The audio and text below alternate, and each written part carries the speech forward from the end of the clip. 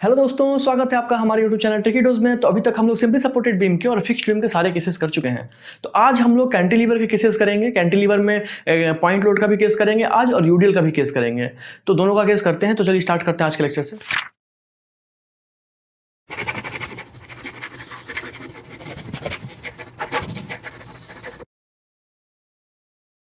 तो आज हम लोग कैंटिलीवर का केस देखेंगे। कैंटिलीवर क्या होता है? कैंटिलीवर ऐसा बीम होता है जिसमें एक साइड पे फ्री एंड मतलब फ्री हो और दूसरे साइड पे फिक्स सपोर्ट दिया गया हो। इसका एग्जांपल आप डेली लाइफ में कहीं भी देख सकते हैं। जैसे छज्जा, आपके घर से जो छज्जा निकला होता है, बालकनी निकली होती है, तो वो कैंटिलीवर होता है, क्योंकि उसके एक साइड पे फ्री होता है, मतलब उसके साइड में कुछ भी सपोर्ट नहीं होता है। दूसरे साइड में वो बीम से मोनोलिथिकली उसको फिक्स सपोर्ट दे दिया जाता है उस कैंटिलीवर बीम को। तो कैंटिलीवर बीम का रियल एग्जांपल आप लोग डेली लाइफ में डेली देख सकते हैं। तो कैंटिलीवर बीम के लिए आज स्टडी करेंगे हम लोग, जिसमें जो पॉइंट लोड होगा हमारा, वो पॉइंट लोड फ्री एंड पे, जो फ्री एंड है वहां पे ये डब्ल्यू पॉइंट लोड लग रहा होगा। इसको ए मार्क कर देते हैं और इसको बी मार्क कर देते हैं। चलिए, तो अपने हम लोग स्टडी से स्टार्ट करते हैं। तो ध्यान दीजिएगा, सबसे पहले इसके स्टडी को स्टार्ट करने के लिए हम लोग जो कोलैप्स सोर्स को फाइंड आउट करने के लिए सबसे पहला क्या होता था मेथड? सबसे पहला क्या होता था कि हम लोग नंबर ऑफ हिंज को फाइंड आउट करेंगे। नंबर ऑफ हिंज फाइंड करने के बाद उसके बाद लोकेशन ऑफ हिंज पे जाएंगे। लोकेशन ऑफ हिंज पे जब पता चल जाएगा कि हाँ वो हिंज कहाँ बनेगा, उसके बाद हम लोग उसके प्लास्टिक मैकेनिज्म को करवाएंगे और उसका डिफ्लेक्टेड शेप बनाएंगे। मतलब कि आफ्टर मैकेनिज्म जो शेप होगा वो ड्रॉ करेंगे। मैकेनिज्म होने के बाद जो फेलियर होगा, तो हिंज बनने के बाद उसका फेलियर कैसे होगा उसको ड्रॉ करेंगे। उसको ड्रॉ करने के बाद उसके डिफ्लेक्शन डायग्राम से हम लोग उसके बाद हम लोग प्रिंसिपल ऑफ वर्चुअल वर्क को यूज करेंगे और एक्सटर्नल वर्क को इंटरनल वर्क को इक्वेट करके कोलैप्स लोड को फाइंड आउट कर सकते हैं। तो हम लोग ये ट्रेडिशन रहा है अभी तक। हम लोग जितने लेक्चर भी बनाते आए हैं उसमें सारे इस सब कंसेप्ट को यूज करते हैं। तो यहाँ पे ये कंसेप्ट होता है, तो जल्दी जल्दी करेंगे। अगर आप इस लेक्चर को पहली बार देख रहे हैं तो जाके उन सारे लेक्चर्स को देखिए, उसके बाद ये सब चीजें क्लियर हो जाएंगी, कभी डाउट नहीं आएगा ये सब चीजों में। तो ठीक है, तो चलिए स्टार्ट करते हैं अपने स्टडी से। तो कोलैप्स लोड फाइंड आउट करने के लिए सबसे पहले हम नंबर ऑफ हिंज को फाइंड आउट करना पड़ेगा। तो नंबर ऑफ हिंज को फाइंड आउट करने के लिए हमको सबसे पहले इस स्ट्रक्चर की डिग्री ऑफ स्टैटिक इंडिटरमिनेसी पता होनी चाहिए। डिग्री ऑफ स्टैटिक इंडिटरमिनेसी क्या होता है? डिग्री ऑफ स्टैटिक इंडिटरमिनेसी कहने का मतलब कि degree of static indeterminacy reaction, number of reactions minus equilibrium equation कितने हैं आपके पास, वो डिपेंड करता है उस पर। तो number of equilibrium equation, reaction और नंबर ऑफ इक्विलिब्रियम इक्वेशन। तो हमारे पास क्योंकि ये वर्टिकल लोड है, क्योंकि ये वर्टिकल लोड है, तो यानी कि इसके पास हॉरिजॉन्टल रिएक्शन नहीं होगा। हॉरिजॉन्टल रिएक्शन जीरो निकल के आ जाएगा, जिसको हम लोग यूज कर चुके होंगे। तो equilibrium equation x equal to zero को यूज करके हम लोग इसके हॉरिजॉन्टल रिएक्शन को जीरो कर चुके हैं। बचे हमारे पास equilibrium equation y equal to zero summation और summation m equal to zero. तो दो इक्विलिब्रियम इक्वेशन बचे। अब देखते हैं रिएक्शन कितने बचे हैं इसके पास। तो रिएक्शन इसके पास रिएक्शन भी दो बचे हैं। एक यहाँ पे वर्टिकल रिएक्शन होगा जिसको va बोल देते हैं, और यहाँ पे एक मोमेंट होगा जो कि फिक्स्ड सपोर्ट के पास होगा, उसको एम ए बोल देते हैं। तो यहाँ पे एक बेंडिंग मोमेंट होगा और यहाँ पे एक रिएक्शन होगा, वर्टिकल रिएक्शन। तो ये दोनों हमारे पास अननोन बचे हैं बस। बाकी ये हॉरिजॉन्टल वाले को मैंने फाइंड आउट कर लिया है, मतलब H A equal to zero कर दिया है। एच ए इक्वल टू यहाँ पे लिख देते हैं, H A equal to zero कर दिया है मैंने। क्या यूज करके? Summation X equal to zero use करके, क्योंकि हर डायरेक्शन में जो समेशन होना चाहिए फोर्सेज का, वो नेट फोर्स मतलब जीरो होना चाहिए। इक्विलिब्रियम कंडीशन हमारा ये बोलता है। तो इस इक्विलिब्रियम कंडीशन को हमने यूज कर लिया X equal to H A equal to zero find out करने में। तो ये इक्विलिब्रियम इक्वेशन हमारा मतलब लैप्स हो गया, खत्म हो गया।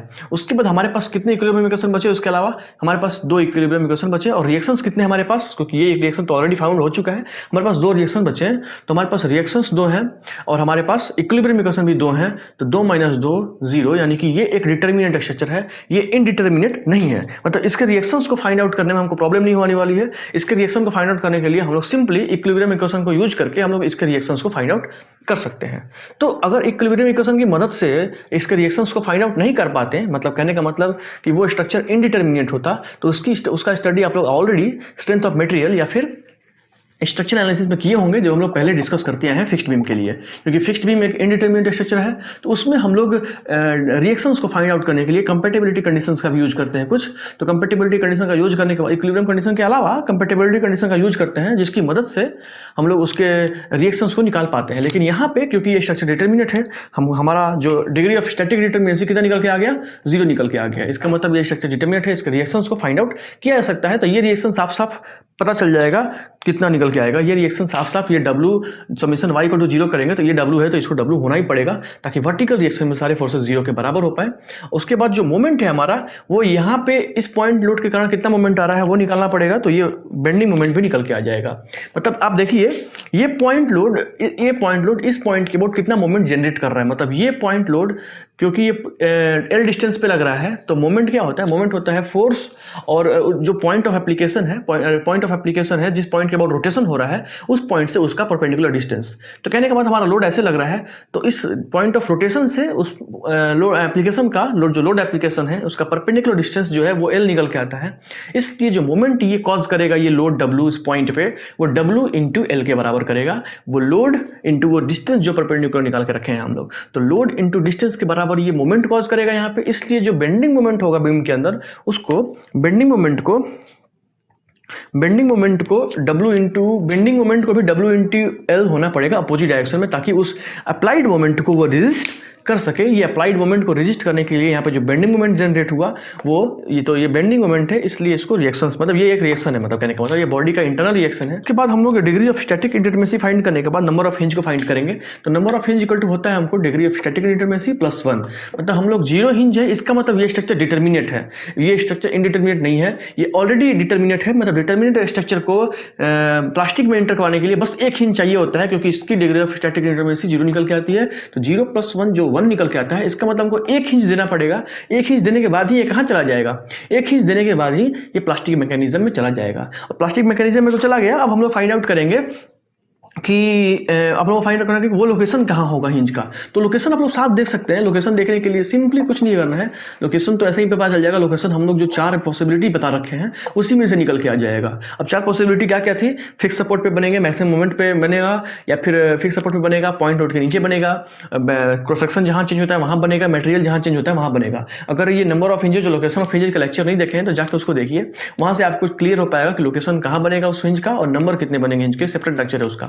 ठीक है, तो ये W जो कॉज करेगा, ये W जो मोमेंट कॉज कर रहा होगा, सबसे मैक्सिमम बेंडिंग मोमेंट यहाँ पे आ रहा होगा। तो इसका जब बेंडिंग मोमेंट डायग्राम ड्रॉ कीजिएगा, जो आप सोम में कर रहे होंगे, स्ट्रेंथ ऑफ मटेरियल में ऑलरेडी कर रहे होंगे, ये स्ट्रेट लाइन निकल के आएगा, क्योंकि पॉइंट लोड है, ये 1 डिग्री कर्व है, स्ट्रेट लाइन निकल के आएगा। उसके बाद स्ट्रेट लाइन निकलने के बाद जो सबसे मैक्सिमम बेंडिंग मोमेंट निकल के आएगा WL, वो यहाँ पे निकल के आएगा फिक्स सपोर्ट के पास। इसलिए जो हिंज बनेगी वो फिक्स सपोर्ट के बाद बनेगी। वैसे भी आपको ये देख के पता चल जाता कि पॉइंट लोड तो लग रहा है यहाँ पे, ठीक है, पॉइंट लोड के नीचे भी पॉसिबिलिटी होता है हमारे हिंज बनने का, लेकिन पॉइंट लोड के अलावा भी यहाँ इस पॉइंट पे एक चीज है जिसको आप लोग नोटिस नहीं कर रहे होंगे। ये जो पॉइंट है वो फ्री इंड है, कहने का मतलब ये बाहरी इंड है जहाँ पे बेंडिंग मोमेंट 0 निकल के आता है। बेंडिंग मोमेंट डायग्राम देखे होंगे, तो बेंडिंग मोमेंट डायग्राम में यहाँ इस पॉइंट पे जो बेंडिंग मोमेंट निकल के आया वो 0 निकल के आया। इसका मतलब इसका बेंडिंग मोमेंट कभी बढ़ेगा या नहीं। जब बेंडिंग मोमेंट आप कितना भी लोड को बढ़ा दीजिएगा तो बेंडिंग मोमेंट यहाँ का नहीं बढ़ेगा, 0 ही रहने वाला है हमेशा।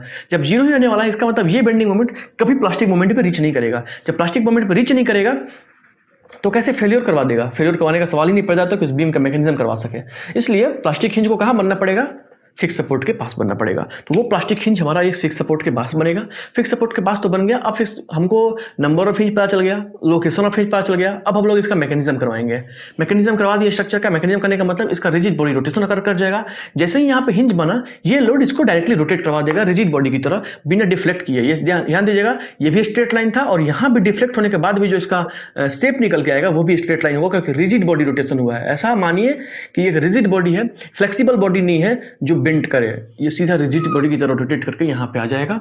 जो फाइनली जो इसका आप डिफ्लेक्शन देखिएगा, इस पॉइंट का डिफ्लेक्शन देखिएगा, ये डिफ्लेक्शन कितना निकल के आएगा, क्योंकि ये डिफ्लेक्ट किया ऐसे तो हमको थीटा का डायरेक्शन मिलने वाला है ऐसे। इसका मतलब एमपी का डायरेक्शन मिलने वाला है ऐसे, क्योंकि एमपी और थीटा ऑलवेज अपोजिट होते हैं। और थीटा का डायरेक्शन कैसे मिला, बीम हमारा ऐसे होता जब ये लोड नहीं लग रहा होता, मतलब कोलैप्स नहीं हुआ होता।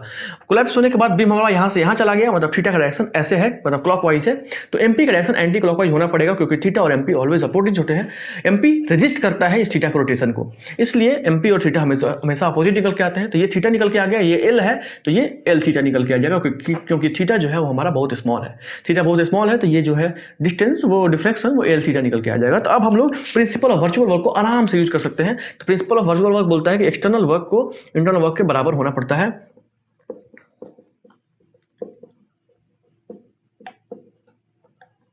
एक्सटर्नल वर्क कौन कौन कर रहा होगा, वो जो लोड है वो कर रहा होगा, अप्लाइड लोड। तो लोड वर्क करेगा तो W इंटू ये कितना वर्क किया W, और इसके जो इसके जो लोड के डायरेक्शन में जो डिफ्लेक्शन निकल के आया वो L इंटू थीटा निकल के आया, तो ये L थीटा काम किया। इंटरनल वर्क कौन करेगा, जहाँ पे हिंज बन रहा होगा वहाँ पे प्लास्टिक मोमेंट आ रहा होगा, वो प्लास्टिक मोमेंट ही बस इंटरनल वर्क कर रहा होगा, बाकी हर जगह का बेंडिंग मोमेंट इंटरनल वर्क नहीं कर रहा होगा। जहाँ पे वो प्लास्टिक हिंज बनेगा बस वहाँ का ही बेंडिंग मोमेंट इंटरनल वर्क करेगा। तो इसलिए प्लास्टिक हिंज सिर्फ एक जगह पे बना है, लोकेशन ऑफ हिंज 1 है हमारा। तो लोकेशन नंबर ऑफ हिंज 1 1 आया था, तो इसलिए एक ही जगह पे हिंज बना, तो हमारा जो एमपी जनरेट होगा वो एक ही जगह पे होगा, यहाँ पे बस जहाँ वो हिंज बना। अब इसका मतलब बस ये एक एमपी काम करेगा। वो एमपी कितना काम करेगा?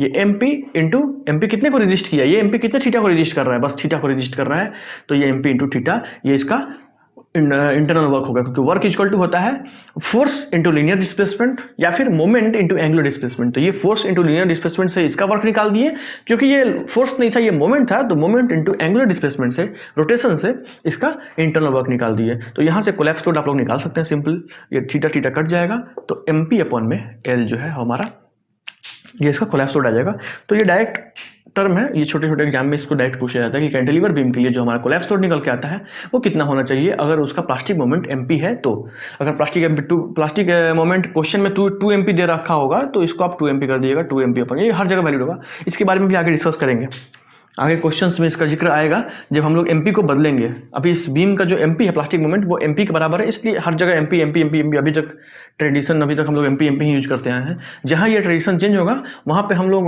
क्वेश्चंस के थ्रू इस वेरिएशन को देखेंगे कि एमपी के जगह पे अगर इस प्लास्टिक मोमेंट को क्वेश्चंस में ही उस बीम का प्लास्टिक मोमेंट एमपी ना देकर 2 एमपी 3 एमपी दिया हो तो वो क्या करेंगे, तो वहाँ पे उस चीज़ को देखेंगे। तब तक के लिए इस चीज़ को याद कर लीजिए कि कैंटिलीवर बीम के लिए जो कोलैप्स लोड निकल के आता है, क्योंकि ये कोलैप्स लोड है इसलिए यहाँ पे इसको डब्ल्यू से दिखा देते हैं, तो ये collapse load MP by L निकल के आता है कोलैप्स लोड कैंटिलीवर बीम के लिए, तब जब पॉइंट लोड हमारा सेंटर पे फ्री एंड पे एक्ट कर रहा हो। अब हम लोग अभी सेम एकदम कंटिन्यूअस मोड में, मतलब सेम इसी तरीके से जस्ट हम लोग उसी कैंटिलीवर बीम को यूडीएल के लिए देख लेते हैं।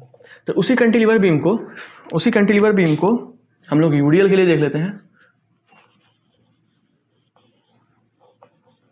उसी कैंटिलीवर बीम को हम लोग यूडीएल के लिए subjected to UDL through out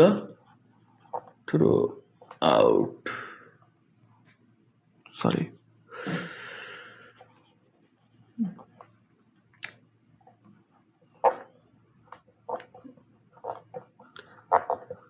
पूरे लेंथ पे जो हमारा यूडीएल है वो एक्ट कर रहा है। तो सिंपली कैंटिलीवर बीम ही बनाएंगे। कैंटिलीवर बीम ऐसा बीम होता है जिसके एक साइड पे फ्री एंड हो, दूसरे साइड पे फिक्स सपोर्ट हो। इसका एग्जांपल बता चुके हैं, लेकिन इस बार पॉइंट लोड फ्री एंड पे एक्ट नहीं कर रहा है, इस बार यूडीएल एक्ट कर रहा है पूरे लेंथ पे। तो पूरे लेंथ पे यूडीएल एक्ट करेगा तो कुछ ऐसा होगा। देखिए हम लोगों ने सपोर्ट कंडीशन को नहीं चेंज किया, कहने का मतलब कैंटिलीवर बीम अभी भी कैंटिलीवर बीम है, सपोर्ट कंडीशन चेंज नहीं हुए हैं। इसका मतलब जो डिग्री ऑफ स्टैटिक इंटरमेसी हम लोग निकाले थे वो 0 ही नहीं आएगा, क्योंकि रिएक्शंस तो वही आने वाले हैं। यहाँ भी VA आएगा और यहाँ MA आएगा और यहाँ HA आएगा।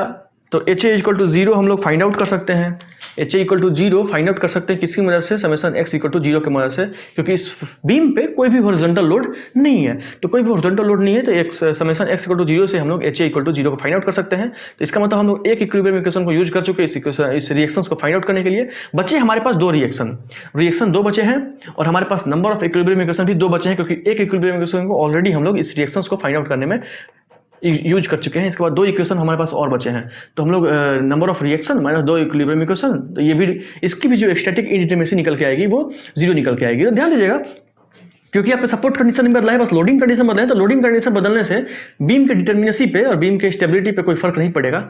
तो ये बात हमेशा ध्यान रखिएगा, ठीक है। तो हम लोग अब इसका फाइंड आउट करते हैं। चलिए, तो इसका बेंडिंग मोमेंट भी सिंपल है। बेंडिंग मोमेंट डायग्राम कैसे बनाता है, क्योंकि ये फ्री एंड अब डिग्री ऑफ स्टैटिक इंटरमेसी 0 निकल के आ गया। इसका मतलब हम आपका जो इसका बेंडिंग मोमेंट है और इसका शियर फोर्स है या फिर रिएक्शंस है, कुछ भी है, उसको हम लोग डायरेक्टली इक्विलिब्रियम इक्वेशन की मदद से फाइंड आउट कर सकते हैं। उसके लिए सोम और ये स्ट्रक्चर पढ़ने की जरूरत नहीं है। वहाँ पे हम लोग जो अगर डिटर्मिनेट मतलब इनडिटर्मिनेट स्ट्रक्चर के लिए जो जिसकी डिग्री ऑफ स्टैटिक इंटरमेसी कुछ निकल के आएगी, उसके रिएक्शंस को फाइंड आउट करने के लिए कंपैटिबिलिटी कंडीशन का भी यूज करेंगे। लेकिन यहाँ पे क्योंकि ये इसकी डिग्री ऑफ स्टैटिक इंटरमेसी 0 निकल के आ गई, इसका मतलब ये डिटर्मिनेट स्ट्रक्चर है। डिटर्मिनेट होने की वजह से हम लोग इसके रिएक्शंस को डायरेक्टली फाइंड आउट कर सकते हैं, खुद से फाइंड आउट करके बता सकते हैं आप लोग कितना होगा। तो ये MA जो ये इसका मान लेते हैं यूडीएल का जो इंटेंसिटी है, यूडीएल का एक इंटेंसिटी होता है जो किलोन्यूटन पर मीटर या फिर न्यूटन पर मीटर के हिसाब से होता है। तो जो अब बताइए इस बीम पे टोटल लोड कितना लग रहा है। अगर ये W लोड लगा रहा है 1 मीटर लेंथ पे, तो L लेंथ पे कितना लगाएगा, यूनिटरी मेथड से L लेंथ पे टोटल W इंटू L के बराबर लोड लगाएगा। इसका मतलब W into L load vertical direction नीचे की तरफ आ रहा है। इसका मतलब VA को WL होना पड़ेगा ताकि इस वर्टिकल डाउनवर्ड फोर्स को बैलेंस करके नेट फोर्स इस स्ट्रक्चर पे जीरो कर सके, तब हम लोग इसका मतलब समेशन वाई को जीरो इक्वल टू जीरो को यूज करेंगे इस रिएक्शन को फाइंड आउट करने के लिए। Summation M equal to zero use करेंगे इस मोमेंट को फाइंड आउट करने के लिए। ध्यान दीजिएगा, अब ये लोड इस फिक्स सपोर्ट के पास कितना मोमेंट कॉज करेगा, उसके हिसाब से इसके अंदर बेंडिंग मोमेंट डेवलप होगा। तो ये लोड इस सपोर्ट पे कितना मोमेंट कॉज करेगा, तो हमको पता है कि ये यूडीएल है, यूडीएल अपने सेंटर पे एक्ट करता है, इसका सेंटर ऑफ ग्रेविटी कहीं यहाँ पे निकल के आएगा, तो वो सेंटर पे ओवरऑल एक्ट करेगा। तो पूरे यूडीएल को, पूरे लोड को, W इंटू एल लोड को ऐसा मानते हैं कि अपने सेंटर पे एक्ट करके पॉइंट लोड की तरह लग रहा है। तो जब ये पूरा लोड को सेंटर पॉइंट लोड मान के, जिसका इंटेंसिटी, जो पॉइंट लोड का इंटेंसिटी होगा वो W इंटू एल के बराबर होगा, तो इस W इंटेंसिटी वाले यूडीएल को पूरे लोड में कन्वर्ट करेंगे। टोटल लोड कितना लग रहा होगा, यूनिट लेंथ में अगर ये W लोड लगा रहा है तो L मीटर लेंथ में ये W into L load total लगाएगा। और वो टोटल लोड को कहाँ मानेंगे हम लोग, उसके सेंटर पे लगता हुआ मानेंगे। तो उसके पूरे लोड को सेंटर पे लगता हुआ मानेंगे, ऐसा मानेंगे कि ये पूरा WL जो लोड है वो यहाँ सेंटर पे लग रहा होगा। अब ये WL तो यहाँ लग गया, तो इसका मतलब ये लेंथ कहाँ क्या हो गया, L/2। इसका मतलब ये WL कितना मोमेंट कॉज कर रहा होगा यहाँ पे, तो ये WL L/2 पे लग रहा है, तो ये लोड इंटू ये distance, perpendicular distance point of rotation से, तो WL इंटू L/2 ये मोमेंट ये इस पॉइंट पे कॉज कर रहा होगा। तो WL²/2 निकल के आया। तो इतना मोमेंट इस पॉइंट पे ये लोड कॉज कर रहा होगा, इसका मतलब बेंडिंग मोमेंट को उतना ही अपोजिट मोमेंट लगाना पड़ेगा ताकि उस मोमेंट, अप्लाइड मोमेंट को रजिस्ट कर सके। इसलिए जो यहाँ का जो फिक्स सपोर्ट है, फिक्स सपोर्ट के पास जो बेंडिंग मोमेंट निकल के आएगा वो कितना निकल के आएगा, WL²/2 निकल के आएगा। तो ये रहा, हम लोग रिएक्शन फाइंड कर चुके हैं, हम लोग बेंडिंग मोमेंट फाइंड कर चुके हैं। तो इससे कोई मतलब नहीं है, लेकिन फिर भी हम लोग बेंडिंग मोमेंट और रिएक्शंस को यहाँ पे फाइंड आउट कर सकते हैं आसानी से, इसलिए यहाँ पे कर दिया।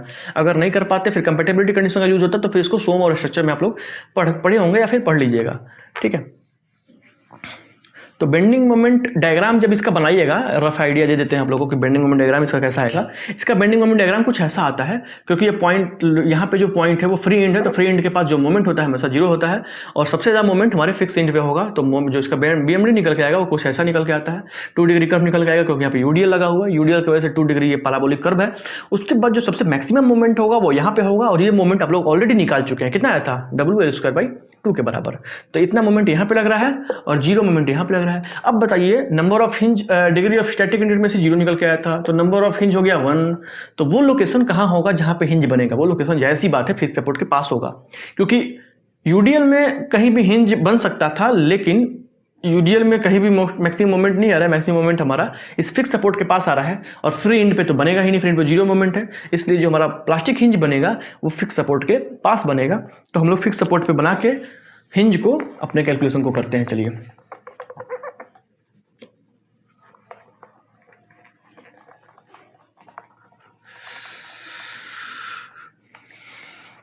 तो हम लोग फिक्स सपोर्ट के पास हिंज बनाएंगे। हिंज बनाने के बाद ये हिंज बनते ही, क्योंकि इसकी डिग्री ऑफ स्टैटिक इंटीग्रेसी 1 थी और नंबर ऑफ हिंज 1 निकल गया था, मतलब एक हिंज बनाने के बाद ये स्ट्रक्चर अनस्टेबल हो जाएगा। एक हिंज बनाते ही ये स्ट्रक्चर फ्लेक्सिबल बिहेव करेगा, मतलब बिना किसी स्ट्रेंथ के बिहेव, ऐसा लगेगा कि इसके पास स्ट्रेंथ ही नहीं है, और ये लोड लगते ही इसके अंदर सीधा रिजिड बॉडी रोटेशन देखने को मिलेगा, और ये बीम घूम के यहाँ आ जाएगा। इसका यूडीएल भी कुछ यहाँ आ जाएगा, और ये कुछ ऐसे डायरेक्ट रोटेट करने के बाद यहाँ आ जाएगा। तो रोटेट करने के बाद यहाँ आ जाएगा, जो रोटेशन देखने को मिलेगा, और रोटेशन भी यहाँ पर दिखा देते हैं, थीटा रोटेशन देखने को मिलेगा, और इस डायरेक्शन में देखने को मिलेगा। इसका मतलब जो एमपी आ रहा होगा हमारा, वो इस डायरेक्शन में आ रहा होगा। तो एमपी के डायरेक्शन का इंपॉर्टेंस वो आगे समझ में आएगा, बहुत आगे, लेकिन तब तक के लिए आप लोग अपने कंसेप्ट के लिए हमेशा इस एमपी के डायरेक्शन को देखते रहिए कि वो थीटा कहाँ लग रहा है, उसके अपोजिट डायरेक्शन में ही एमपी होना है। तो एमपी का डायरेक्शन जो निकल के आएगा वो ऐसे निकल के आएगा। तो हम लोग ये डिस्टेंस को निकालेंगे, क्योंकि फाइनली हमको डिफ्लेक्शन निकालना है। तो क्योंकि ये यूडीएल है, तो हमको इस डिफ्लेक्शन से काम नहीं चलेगा, हमको उसके द्वारा कॉज किए गए जो डिफ्लेक्शन एरिया है उसको निकालना पड़ेगा। तो ये डिफ्लेक्टेड एरिया इतना कॉज कर रहा है, उतने एरिया में ये डिफ्लेक्ट हो रहा है, क्योंकि यूडीएल है, यूडीएल का पॉइंट लोड हर जगह लग रहा होगा ना, ये यहाँ हर जगह लोड लग रहा होगा ये। तो हर जगह लोड लगने की वजह से हम लोग उसके एक पॉइंट डिफ्लेक्शन को कॉज नहीं, मतलब पॉइंट डिफ्लेक्शन नहीं देखते हैं, उसके एरियल डिफ्लेक्शन को देखते हैं। तो एरिया डिफ्लेक्शन जो कर्व निकल के, उस डिफ्लेक्शन निकल के आएगा, एरिया उस डिफ्लेक्शन का जो एरिया डायग्राम निकल के आएगा वो ये निकल के आएगा। तो हमको इसका एरिया निकालने के लिए, ये ट्रायंगल है, इसका मतलब हमको इसका बेस और इसका हाइट, इसका बेस और इसका हाइट पता होना चाहिए। तो इसका हाइट हमको पता है जो कि एल है, लेकिन इसका ये नहीं पता है। इसका ये निकालने के लिए, क्योंकि ये थीटा है और ये एल है, तो ये कितना हो जाएगा, एल थीटा। चलिए अब हम लोग आगे करते हैं, हम लोग इसके कोलैप्स वर्क को डायरेक्टली फाइंड आउट करते हैं। उसके लिए हम लोग प्रिंसिपल ऑफ वर्चुअल वर्क को यूज करेंगे, जिसमें एक्सटर्नल वर्क को इंटरनल वर्क के बराबर करेंगे। ठीक है। एक्सटर्नल वर्क कौन करेगा? एक्सटर्नल वर्क जो हमने एक्सटर्नली अप्लाई किया है, जो कि लोड अप्लाई किया है, क्योंकि ये W जो है वो यूडीएल है, पॉइंट लोड नहीं है, इसलिए यहाँ पे लोड इंटेंसिटी मतलब लोड इंटेंसिटी जो कि W है उसको डिफ्लेक्टेड एरिया से मल्टीप्लाई करेंगे तो डिफ्लेक्टेड एरिया ये निकल के आया। इसका मतलब इसका एरिया है 1/2 इंटू बेस इंटू हाइट, तो बेस L निकल के आया और इसका हाइट L थीटा निकल के आया। और इंटरनल वर्क कौन करेगा? इंटरनल वर्क हमको पता है कि MP करता है। जहाँ भी प्लास्टिक हिंज का फॉर्मेशन हो रहा होगा वहाँ पे प्लास्टिक मोमेंट आएगा, क्योंकि प्लास्टिक हिंज का फॉर्मेशन यहाँ पे हुआ है, इसका मतलब प्लास्टिक मोमेंट यहाँ पे आएगा और ये प्लास्टिक मोमेंट इंटरनल काम करेगा। तो ये प्लास्टिक मोमेंट इंटरनल काम करेगा। तो ये प्लास्टिक मोमेंट इंटरनल काम किया, वो कितना काम करेगा? तो ये प्लास्टिक मोमेंट जो थीटा रोटेशन को रेजिस्ट कर रहा होगा, इसका मतलब वो थीटा के बराबर काम करेगा, MP इंटू थीटा के बराबर काम करेगा। ये थीटा यहाँ से कट जाएगा और ये W जो फाइनली निकल के आएगा वो 2MP बाई L² निकल के आएगा।